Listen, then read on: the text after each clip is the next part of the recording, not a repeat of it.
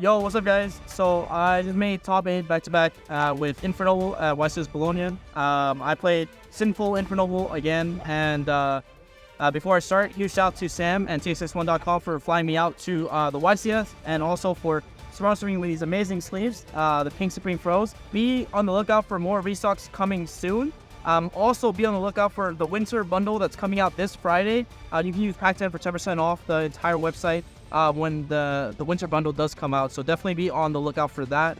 And yeah, Pack10 for everything on TSX1.com, and definitely go check the store out, and it supports me and Sam greatly. So but yeah, shout out to everyone who traveled with me, my parents, and all that good stuff. And let's get back into the profile.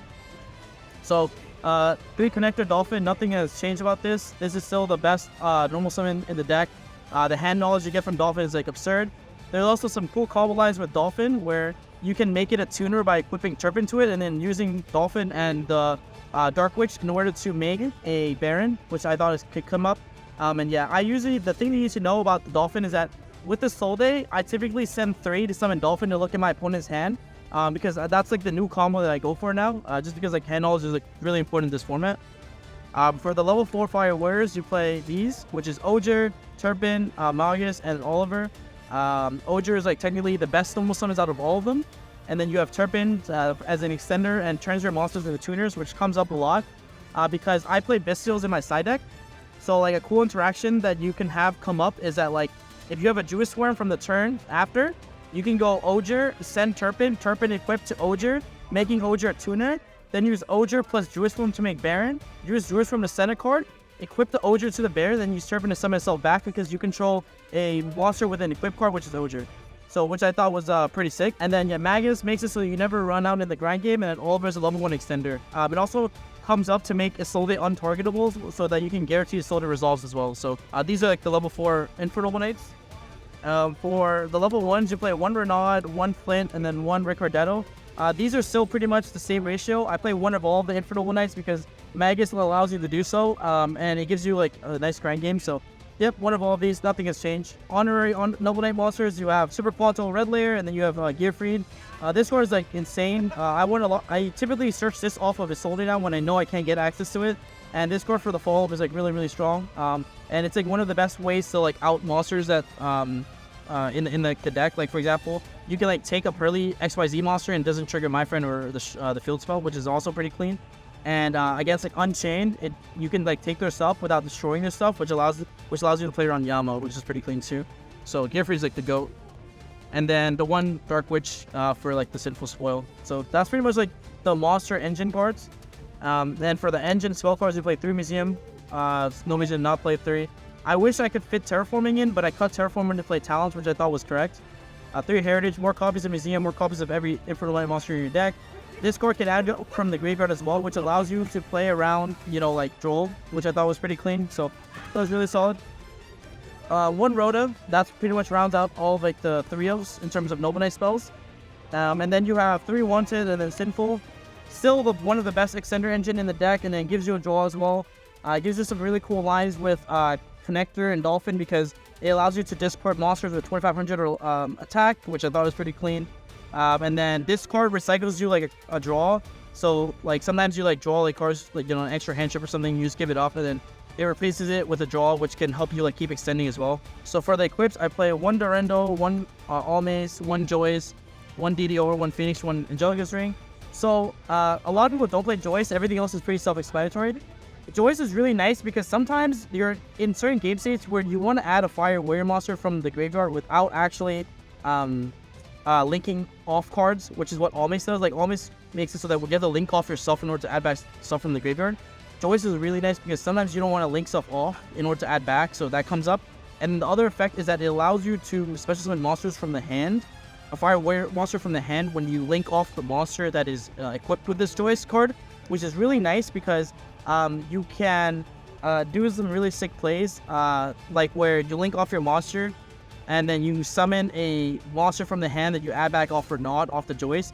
And I can show you that combo probably on my channel later, which is like how you combo with Joyce. So there's a lot of situations when this card comes up that I'm really glad I played it. And then for the non-engine, I played 14. I played 2 Talons Call By, I wish I played 3 talents, but I think I was happy with 2 and 1.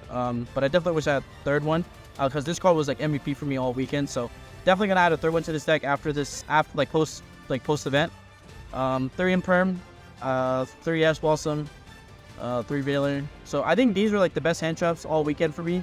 Nothing to complain about. Nib was actually probably the worst, mainly because like Nib is a card that like kind of sucks because your opponent is already playing. They're already accumulating a lot of advantage, and it doesn't really work into the top decks. Like Labyrinth, in my opinion, doesn't really work that well into like Tournament because like they've already milled a bunch of cards. They've already got a lot of resources. So like Nib only works if their hand's like really bad and they don't get like a lot of like good advantage. So I probably would like not play this in the future and maybe side them. But I think 2 was fine. I like didn't nib a single person the entire tournament. I think the card was just not that good for me. But Veiler, Ash, Imperm was just like turn stoppers across the entire event. So I really liked them. Yeah, 45 cards. My deck, funny enough, is 22 monsters, 23 spells, and traps. So it's like literally half and half. For my side deck, I think the reason why I did so well was because I think my side deck was really good I think I made a really good meta call with my side deck for what I expected the YCS will look like. Gizmic Uka was one of the tech choices I made where against Unchained, if they go Shavar, Aruba, pop their back row, and summon like anything else from their main deck, you can trigger Gizmic Uka to summon itself, and then on resolution, you can Gizmic Uka target their Shavara or their Aruba to summon the barrier statue, and then you lock them into fires, and then they just pretty much cannot play the game after that because you lock them into fires, which is absolutely insane. The other insane part about this is that like if you look at my extra deck, which I'll show in a bit, I don't play Hida or any way to link it off. Instead, I can actually the Infernoble deck can actually play under the fire lock, which is really neat. And the really cool part about this card is that like it's 1/2 of Dempsey. So like you can use any level 4 to overlay with this card to make Dempsey, which helps you keep extending. Or you can use any extra level 1 tuner to make Angelica, so like you can keep extending as well. So I thought this was like pretty neat. Yeah, so pretty solid overall. The other cool thing about Gizmic Uka is that against most matchups, a lot of your hand traps are 0/0. So like Veiler and Crow are 0/0. So like what you can do is you can like still side this in, just so you can start your turn off with a Gizmic Uka and like let's say a Veiler. And you can use the Veiler to turn into an Anima, and then use Anima plus Gizmic Uka to immediately turn into a Little Knight, which is basically like a Warrior. So you start your turn off with a Warrior in the form of Little Knight, and it like baits out a lot of interactions. So I thought this card was like really clean. Yeah, and I think that this card is also funny because against like the plant deck, you can like summon this, target their link 1, and then double Uka them, and then like they just can't like do their combo pretty much because they keep taking 600 damage every single time. I did play 3 Spellbound. The reason why I played Spellbound was because I wanted cards that covered the Pearly matchup as well as the Centurion matchup, because I thought that Centurion is like kind of like the new deck in the meta, and a lot of people would be playing Centurion. So I decided to play Spellbound for that reason. So originally I was playing Crossout with the Yeet, but that's like a 4-card side deck, and I wanted more side deck cards for other decks. So I wanted to minimize like how many cards I play in my side deck because Gizmic Uka package is already taking 4. So I wanted a card that like takes only 3 slots that beats the Pearly deck, and it also beats Centurion, while Crossout doesn't beat Centurion going second unless you side in the Centurion field spell. So I think this card was like really good for like the job it accomplished, but while only taking 3 slide deck slots, which you have to manage your side deck slots really well because it's a wide format with 2,500 players at the YCS. So I think the Spellbound was like really solid. And then I think the medical I made with my side deck, the remainder is I played 2 Bell because I expected a lot of Labyrinth to be in top cut, and I expected a lot of Labyrinth in general, mainly because I knew that a lot of good players and strong players were going to be playing Labyrinth, so I thought Bell was a really good call to play. The reason why I played 2 is because I have 3 Ash Blossoms in my main deck, so it's like I have 5 Ashes post side against the deck, but then I also side like 3 Vistils with 2 Juice in the Magma, and then 3 DD Crow, just to make sure that like I have a lot of good non-engine against all the graveyard decks like Lab Tier Unchained. So like having all these cards like makes the Lab Tier Unchained matchups like really good for you because you have a lot of ways to hit like people's graveyard. Crow was actually the MVP because I played against a Chillman player who went like Kingstar, Pitch, Kelback. I chained DD Crow banishing the Kelback so that it moved location before it can legally trigger, which means that it stops Kelbacks from resolving or activating, which I thought was like really clean. So DD Crow was absolutely the nuts. And then obviously like Juice Worm and Magma is really nice because like I said, with Oger post side, you can convert this into a Baron by making Oger a tuner by equipping the Turban to the Oger. So these cards are also like really broken. So really glad my side deck covered like all the graveyard decks because I played like a bunch of Despia. You know, I played a Labyrinth. I played a bunch of those decks that I talked about. So these cards were like absolutely insane. So, and now for the extra deck, the extra deck's pretty much solved. I think I solved it at Richmond already. But yeah, 2 Isolde, just in case one gets stopped. Second one for the Grey game. Yep. I played 2 Charles. No, it's pretty standard. 2 SP Low Knight. I still think you need to play 2. Second one comes up a lot when you're going second, pushing through boards, and then you need a second one for the turn after. Appaloosa for the combo. Anima, Link Spider, still the same thing. I only had one person play the Anima, and that one off it once the entire tournament, but that's enough to warrant you playing the card. Yeah, Link Spider is for the combo to play around Nib with Wanted. Dempsey, Typhon, this card. I played 3 Despias in Swiss. This card completely solos the Despia matchup, so it's actually insane. Captain Roland, I hard made it twice, and both times I won because of it, which is really nice because this card allows you to send Angelica's Ring at end phase, so you don't need to mill it off the original Isolde, and then you can add any warrior for follow-up. And then if you hard make this card, you can use Museum to actually summon it, whereas if you summon it off Angelica, you can't summon it off Museum because it wasn't properly summoned. But you sometimes are able to hard summon this card, which is pretty clean. It usually comes up when Angelica gets stopped or chain blocked a lot, where you would have to hard make Captain Roland. Then you play Angelica, obviously, basically in for the warrior deck. 1 Charles, and then 1 Baron. You have a lot of really cool ways to make this card, like I said.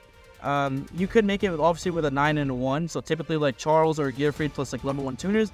But you can also make Baron, like I said, with Dolphin and Witch, which comes up a lot because you make Dolphin a tuner using Turpin, and then the Baron is like, yeah, the Baron is like really cool. There's also another cool play with Baron, which is another combo is that the Baron allows you to do some really sick wanted lines with Ash Blossom. So I can show that really quickly. So during the tournament, one of the hands I opened was like double Ash Blossom, this Fireflame Lady, and then I opened the Phoenix Blade. And so what I did was I had to figure out a way to combo because I didn't know what I was playing against at the time. But if I pass, I don't think I win here. But I was going first, so I go Wanted. That grabs me the Dark Witch, and then I go Dark Witch effect, or I summon Dark Witch by setting Phoenix Blade, then triggering Dark Witch's effect to set the Wanted spell for my deck, the original. Now this card is set. You can then normal summon Ash Blossom, use these 2 to make Baron, and because Baron's a warrior monster, you can special summon Flip from your hand. You can then go Baron, pop your own Sinful original, then use the second effect of Sinful to banish yourself to put back the Dark Witch to the bottom of your deck to search Rick Cordetto. Then you can tribute the Fireflame Lady to summon the Rick Cordetto, use Rick Cordetto's effect to bring back the Flint, and then you can use the Wanted effect to draw another card as well. So you're able to like go pretty infinite, and then you can use these to make a Soul Day, and then full combo while having Baron up. So like that's an application of like Baron that I guess is not normally talked about, which I think could come up where like if you normal summon App is Wanted, you can still full combo because Baron's a warrior monster, so you can extend with it. Yeah, that's pretty much the deck profile. Yep, shout out to Sam, and I'll see you guys in the next one. Let me know if you guys want to see other deck profiles or other combos for this deck, and I can definitely post them. Thank you.